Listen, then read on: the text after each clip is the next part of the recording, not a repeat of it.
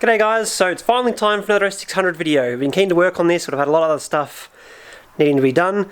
What we're going to do today is finally ready to start putting these chain cases back together now that they've been cleaned up.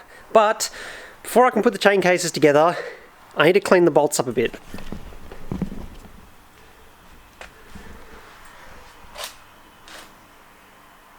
So this is what a nice new bolt looks like. You can see it's all gold and shiny.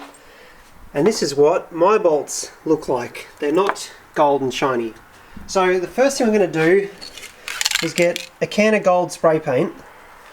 And then once you've got the gold paint, you put it back on the shelf with the other paint, because did you really think I was just going to spray paint them gold? And then once your gold paint is put away, we can actually start doing the work. You don't want extra paint sitting around because it's bad. So the reason this bolt is actually gold is because it's been electroplated with zinc. So it's got zinc on it, and then it has a gold chromate added to it to give it the colour. So you can zinc plate stuff like heaps of different colours. It doesn't necessarily have to be gold. These original bolts are also zinc plated, but they're silver. I like the yellow, the goldy yellow one. And some of the pictures of the original photos of the car seem to have yellow chromate, and some seems to be the silver, but I'm going with the yellow. First thing I have to do though is remove all the rust and corrosion. So I've got a bench grinder. I didn't have a wire wheel until today. I went and got one. We'll stick that on the bench grinder, start cleaning the rust off all these bolts. It's funny, like these have been zinc plated and then some of other bits, but you can see this was actually that gold colour originally. Some of the stuff on the car was the gold and some of it wasn't, but I'm going with gold for everything, at least on the rear end.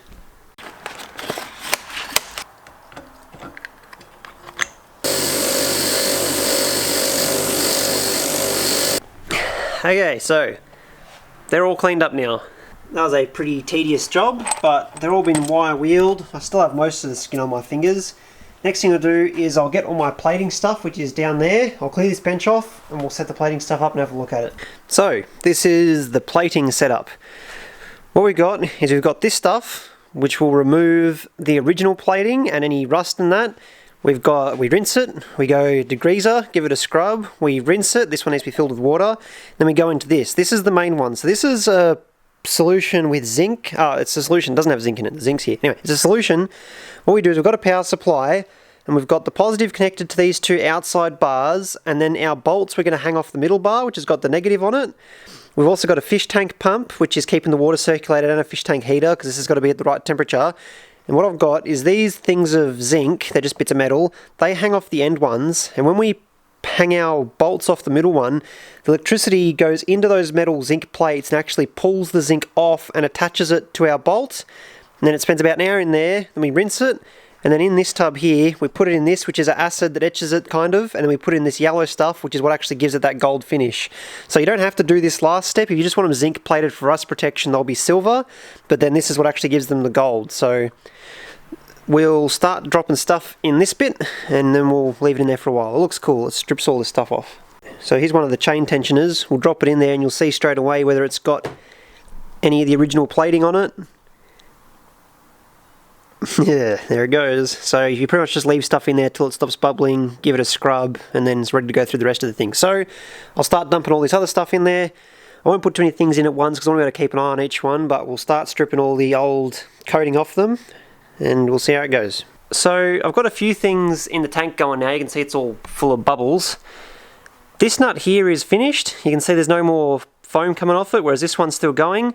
You can see that chain tensioner there looks like it's about done. Oh, there's a little bit coming off it. It's about done. The stuff that's finished, I can chuck it in the greaser and start washing it, but we'll wait for everything to catch up so it's all sort of going along the line at the same time. Okay, so all these bits are pretty much finished bubbling now. This next bath is a cleaner degreaser, so I go through with them in here now and give them a final scrub over with a toothbrush. Make sure we've got all the traces of the rust removing stuff off them, and any last little bits of oil and grease and stuff off them.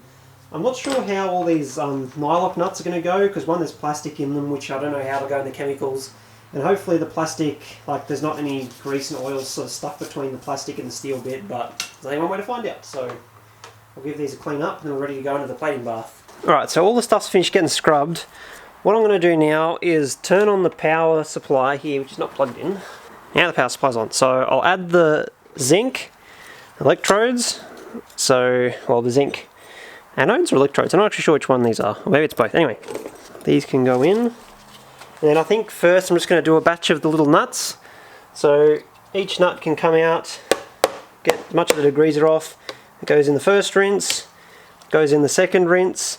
This is the tub that's most important to be clean, because this is also the tub with the expensive stuff in it. So everything gets one rinse between each section, but for this one, this gets 2 rinses. So we'll drop the first one in. And straight away, we'll have a close look at it in a minute. There's bubbles coming off that. We don't want too many bubbles coming off it, so we adjust the current down. But the way you set the current, in theory, is I think it's 1 amp per 180 square centimeters of surface area. So I don't know about you, but I don't feel like working out the surface area of every single little nut and stuff that I'm putting in here. So alternatively, what you can do is you can work it out just based off sort of the amount of bubbles coming up off the nuts. So once they're all in there and we know our surface area is the full amount, we'll have a close look at it and I'll adjust the current. Okay, so they're in there now. It looks like I've actually maxed out my power supply. So the most I can get out of this is 5 amps. You can see this is current limiting, like that's its max. And you can see there's a stream of bubbles coming off each of them. So that's about the amount I want. If I put any more in, the power is distributed between them. So if I put any more in, I'm not going to have enough power here. But that's about as many as I can fit on a rack. So now, what's happening at the moment is the electricity is coming in and taking zinc off these plates and putting it onto the nuts. So when we pull them out soon, instead of that like dull, mild steel look, there'll be a nice shiny silver. So we'll give them, there's about an hour they have to sit in there, and then we'll come back and we'll give them the gold finish. Alright, so these have been in here for about 45 minutes now. We're ready to give them the gold finish. So now that they're zinc plated, we'll pull them out. I'll pull them out one at a time. So these should be nice and shiny silver now. Much nicer. So they go in the rinse. So you can see before they were very dull, and now they're zinc plated and they're extremely shiny. So once they come out of the zinc plating, they go into this, which etches them a little bit and like makes them ready for the gold color. So they only go into that for about 30 seconds. And then after that they go into the gold once they're rinsed. They only stay in here for 10 seconds or so. I'll pull those ones out. You can see it's already starting to go gold. And these ones that have been there for 20 seconds maybe, going gold. So I want them a bit darker than that, so I'll leave them a little bit longer. The longer you leave them, the darker they get. So we'll give them some time. And that's pretty much the whole process. So there's a couple there that I've already pulled out. I'll run some of these bigger parts through. I'm keen to see how these look once they're all done up. So I'll get those through, we'll have a quick look at them, and then, yeah, that's how I'm making all my bolts look like new again. So I've just put that big part of the diff, the end of the diff in. I'm keen to see how this looks when it comes out because it's a big piece. Here's all the ones that I've done so far. A couple of them have like this weird like spiky texture on them, and I think it's because I plated them with too much current to start with. But you can see that's a brand new bolt. It looks like it matches up pretty good. This one here I left in the yellow stuff for too long, so it's like super yellow now, but or super gold, so it looks alright. That'll be right. But yeah, it's pretty cool. I'm keen to see how this one looks once it comes out. You can probably stop watching the video now because all the information has been exchanged, and now I'm just playing with plating stuff. Oh yes, it looks so shiny and new now. Yeah, that's cool. This is going to look good once it's all gold.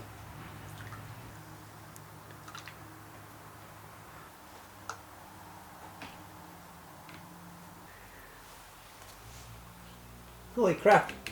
I didn't realise there was a nut in there still. No, look at it, it's brown. That one might have to, that one might be a redo. Whoops. Whoa, look at that. It's looking pretty good. How do we compare to the colour? I'll give it another couple of seconds and we'll pull it out. If you're wondering, the reason these are floating around in some water is because this was warm water that I poured in there, and it's just to get these, because they work a bit better when they're warm. Unlike that, I'm not going to bother with the full fish tank heater and the temperature control. Just keeping them warm is good, so before I use them I just pour some warm water in here and it gets them up to temperature. Cool. There's the focus. That's pretty mint. Looks brand new. Very happy with that. Okay, so a full day later, and I'm left with a plastic tub that looks like a belly dancer's belt covered in gold dangly things, but that's pretty much everything finished. That's all the small stuff. I've got 2 bigger bits and the diff center hanging up here. I've got the last row of studs, so these are just going to be zinc, they're not going to be gold, they'll just be silver because they were just silver to start with. A couple last bits to do gold and then we're done. So thanks for watching the video, hopefully you enjoyed it. There's a website you can look at called Social Blade. It's interesting to type other people in there and see what it says, but it gives you predictions on when it reckons, like it on views and subscribers and stuff. It reckons I'll have 10,000 subscribers in a year. I don't reckon it's going to take that long. I'll make a deal with everyone.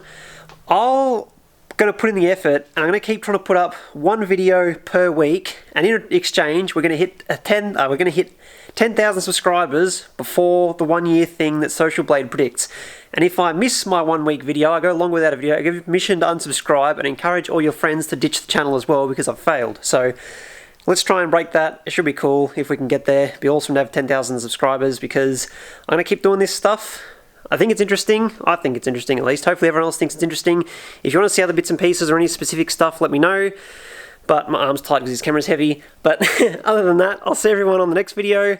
Slowly getting through the S600. I've got 200 other videos that I want to make. So I'll see everyone next time, and goodbye, I guess.